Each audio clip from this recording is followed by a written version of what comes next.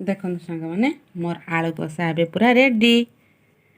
केमी लगुच आपण मैंने कमेंट कर मत कहे केमी आलू कषा मत तो पूरा टेस्ट लगे आपको केमी लगे मत कहे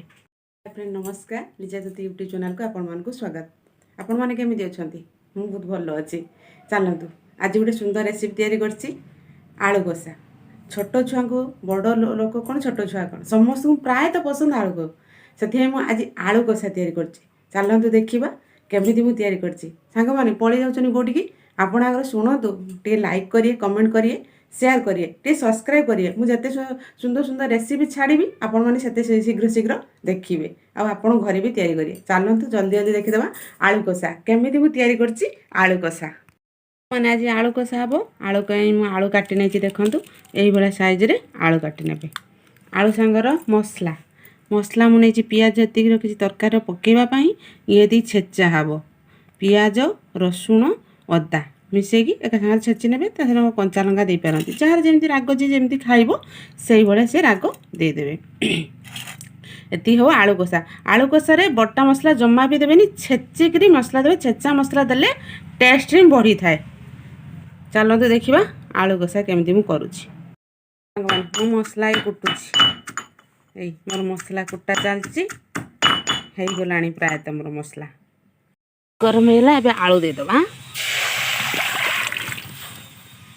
आलू पकईदेली तापर लुण हलदी देदबा ये देखो लुण हलदी आलू फुटीगला देखो आलू मोर सीझीगला पूरा ए आलू उल्हे नवा उल्हे कि उजाड़ा पूरा गरम होगा देखो ए तेल देदबा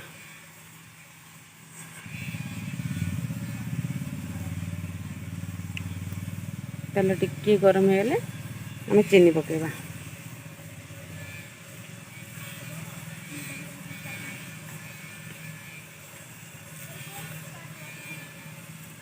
गरम हो आसला आम अल्प चीनी टी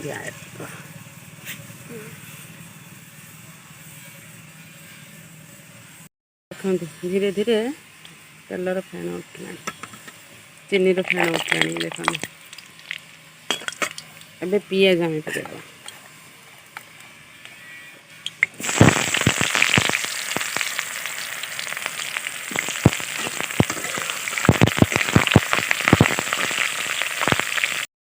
देखो पियाज पूरा हाई आसला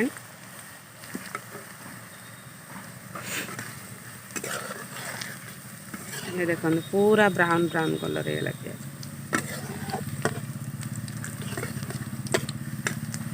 ए छेची नहीं मसला देखो कंचा लंका आ पियाज रसुण अदा पकईदबा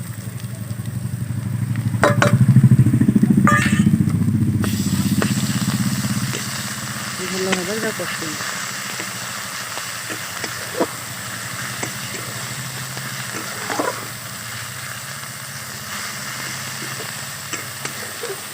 पूरा धीरा आंचरे कषि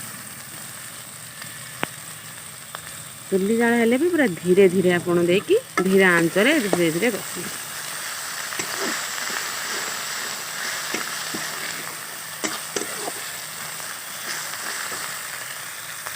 मैंने आसला ए मसला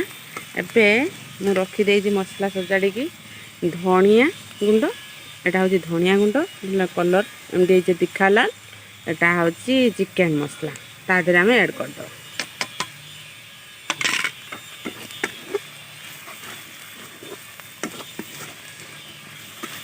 सीझा जाइए आलू ता देहरे आम पकईद टमाटो आधे दिज्व ना जमा भी नहीं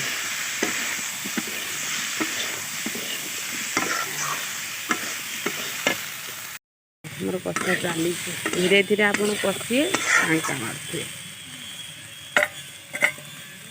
ढंका खोलीदेली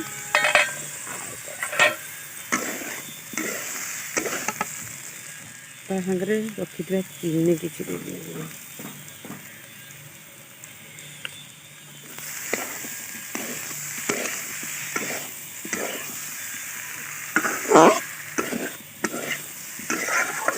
धीरा आंचरे कषि पुणी ढंका मार आलू कषा पूरा होगला रेडी एबे आलू कषा रेडी ଚୁଲିରୁ ଟିକେ ଓହ୍ଲେଇ ଆଣିବା। এই ରଖିଲି।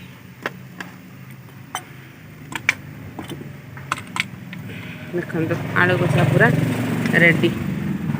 ଆଳୁ କଷା ପୁରା ରେଡ଼ି। ଏବେ ବାଢ଼ି ନେବା।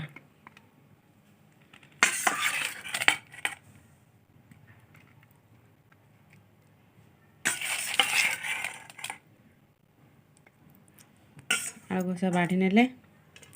ଏ ଧନିଆ ପତ୍ର ଦେଇଦେବା, ଟିକେ ପିଆଜରେ ସଜେଇଦେବା।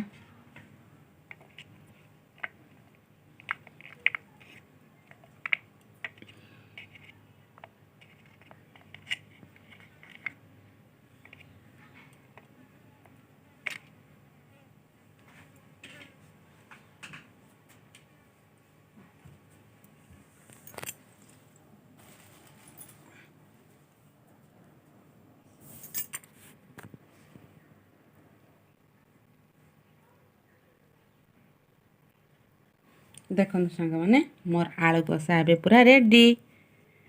କେମିତି ଲାଗୁଛି ଆପଣମାନେ କମେଣ୍ଟ କରି ମୋତେ କହିବେ କେମିତି ହେଇଛି ଆଳୁ କଷା। ମୋତେ ତ ପୁରା ଟେଷ୍ଟ ଲାଗିଲା। ଆପଣଙ୍କୁ କେମିତି ଲାଗିଲା ମୋତେ କହିବେ।